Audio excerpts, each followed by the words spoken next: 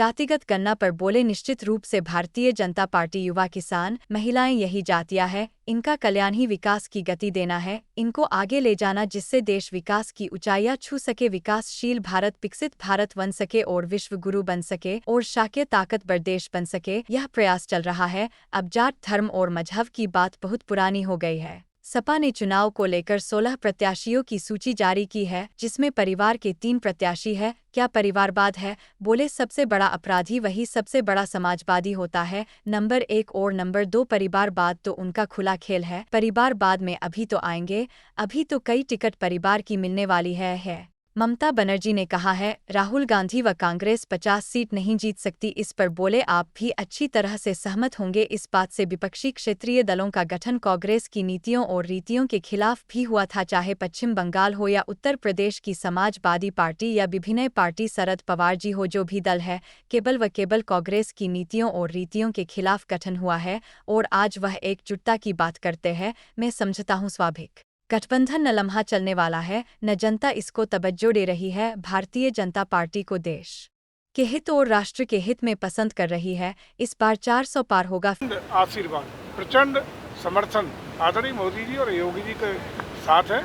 उत्तर प्रदेश में 80 की 80 सीटें हम जीत के जा रहे हैं और इस बार 400 पार आदरणीय मोदी जी करेंगे। सर, जाति जनगणना पर राहुल गांधी ने कहा कि बीजेपी को अपने दिन गिनने चाहिए। उनका कहना है कि प्रधानमंत्री ने खुद ओबीसी के रूप में क्यों पहचाना, जबकि वह कहते हैं कि देश में अमीर और गरीब एकमात्र 2 जातियाँ हैं। देखिए, निश्चित रूप से भारतीय जनता पार्टी युवा किसान महिलाएं यही जातियाँ हैं। इनका कल्याण, इनको विकास की गति देना, इनको आगे ले जाना, जिससे देश विकास की ऊंचाइयां छू सके, विकासशील भारत से विकसित भारत बन सके, विश्व का गुरु बन सके और सशक्त और ताकतवर देश बनकर के दुनिया के सामने प्रस्तुत हो सके, ये प्रयास चल रहा है।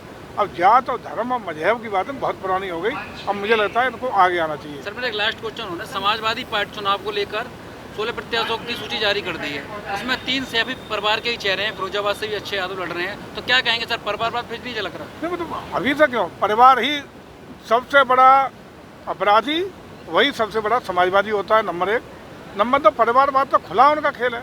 परिवारवाद के अलावा कहाँ, अभी तो और आएंगे, अभी तो कई टिकट और उनके परिवार को मिलने वाली है। फिरोजाबाद से अच्छे यादव कह रहे हैं हम तो सुनिश्चित जीते, हमारी हमें तो कोई हराने वाले अच्छा है, प्रमाण पत्र एडवांस बनवा के रख लें। सर, अखिलेश यादव ने कहा है कि राहुल गांधी और कांग्रेस को केवल 50 सीट भी नहीं जीत सकती। देखिए, मुझे जो लगता है, आपको भी ये अच्छी तरह सहमत होंगे इस बात से कि विपक्षी क्षेत्रीय दलों का गठन केवल कांग्रेस की नीतियों रीतियों के खिलाफ ही हुआ था।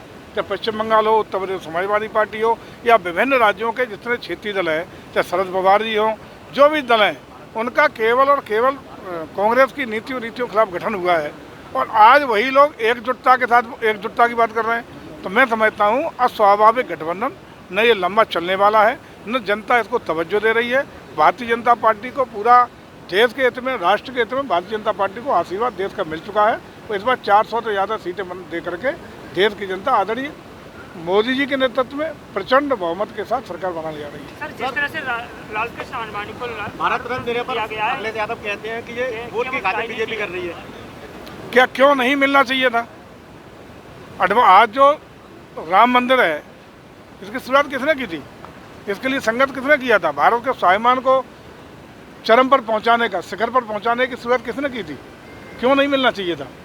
निश्चित रूप से डिजर्व करते थे और सही समय पर सही निर्णय हमारी सरकार ने लिया है। सर, ओवैसी अफसोस जताते भारत रत्न मिलने पर आडवाणी को। अब ओवैसी का तो भगवान ही मालिक है, उनका तो क्या कर रहे हैं ओवैसी का। फिरोजाबाद से ब्रिजेश राठौर की रिपोर्ट।